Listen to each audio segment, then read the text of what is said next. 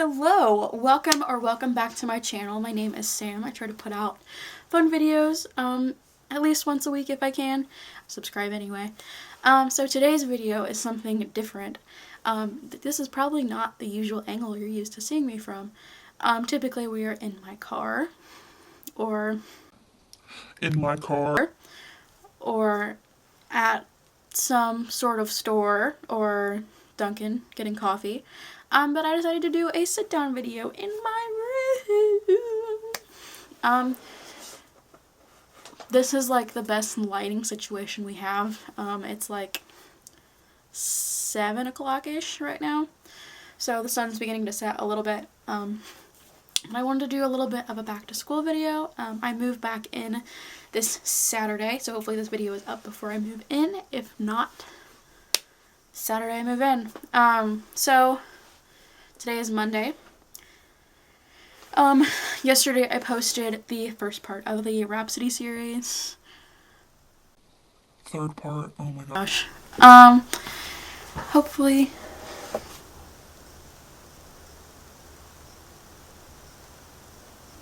that was weird. Hopefully you enjoyed it. I know it was like a super long video, but it was everything that needed to be said, so even if you're not interested in Queen, I hope you still watched it. But this video is giving freshman advice to people who are going to be freshmen or already are freshmen in college. I was a freshman. So translation, I'm not a freshman currently. This is my second year of college. However, according to credits, I'm a junior in college. I go to Marion University, which is in Indianapolis. It's a pretty dang small school. There's about 3,000 students there, so pretty tiny. So a lot of this advice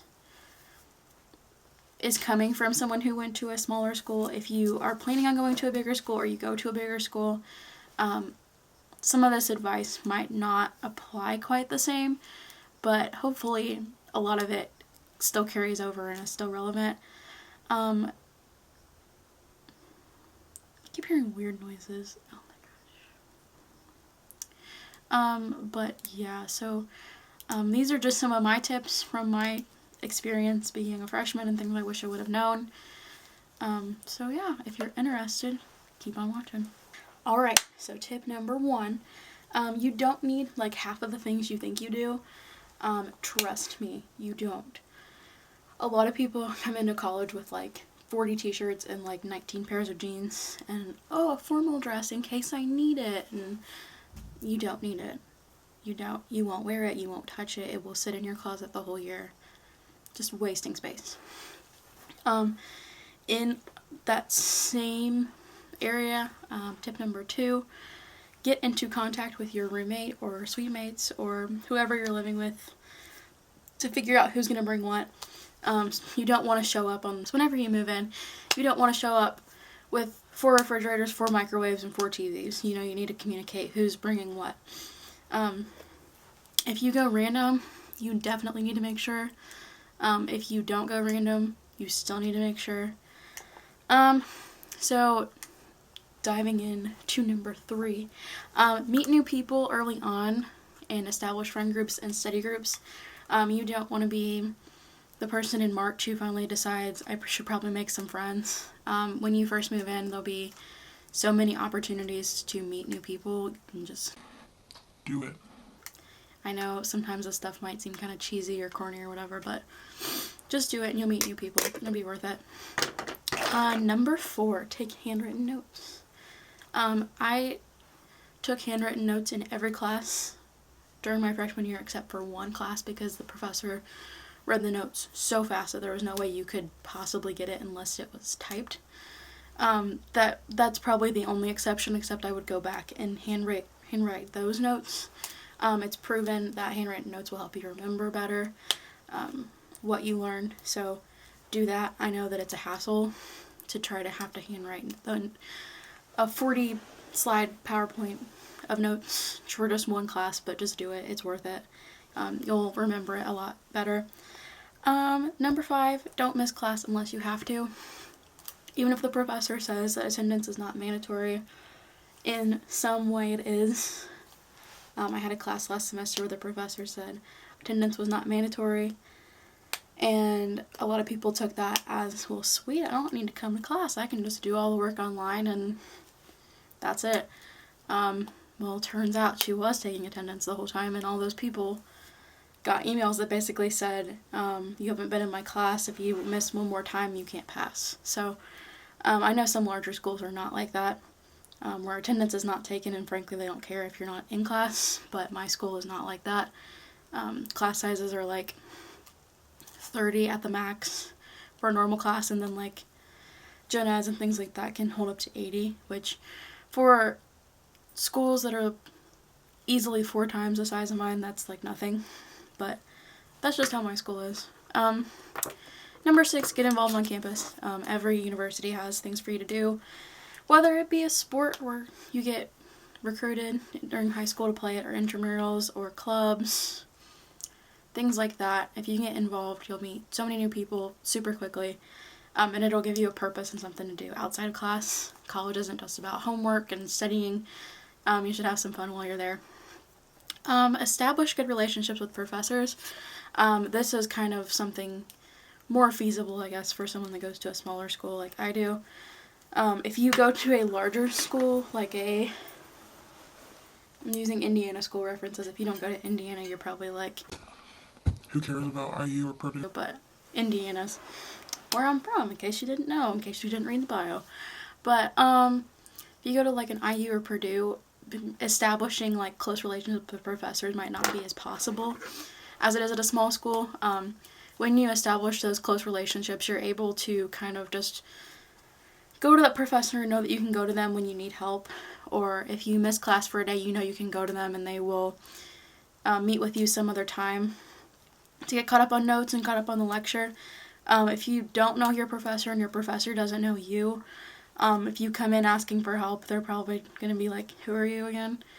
And again, that's kind of the difference between a smaller school and a larger school. It kind of just depends on if you want your professor to know who you are or not. Because if you just want to go to class and exist, then, a larger school with larger class sizes would be the option for you. But if you would rather have like a name and a face and your professor know who you are and your interests and what you're involved in and that kind of thing, then smaller school is the way to go. I'm not trying to talk anyone out of a larger school, because I know some people prefer that. I just know that I didn't. So that's why I went with a smaller school. Eat cafeteria food as much as possible. I know that depending on where you go, the cafeteria food can be disgusting and boring and bland and just not good. But you need to try to eat there as much as possible, or either buy your own groceries. Don't go out as much. I know that I'm guilty of that, because like on campus we had like some restaurants like Subway and places like that I'd rather go than the cafeteria, but I was spending my money, and they did give us money along with our like meal plan where you could go to Starbucks or Subway or whatever, but most schools are like that. But I was going off campus to eat, and so I'm going to try to stay on campus more this year and save some money, but that's just a quick little saving money tidbit. Number 9 goes along with making money. Get a job, whether it be on campus, off campus, doesn't matter. You need to be working while you are in college. Like, there is no reason to not be.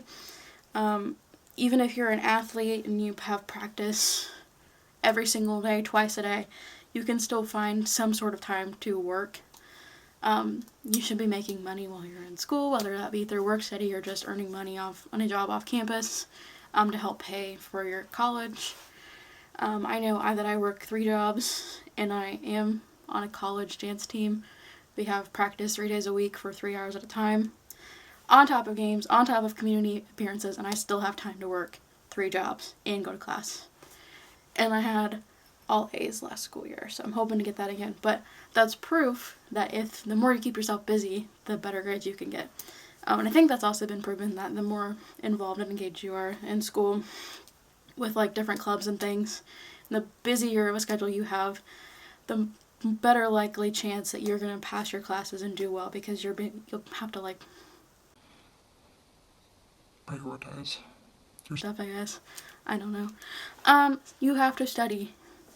Okay, like It's not like high school where you can just look at the diagram like 2 hours or so before class, do something else, look at it 2 minutes before the test, and then you're fine.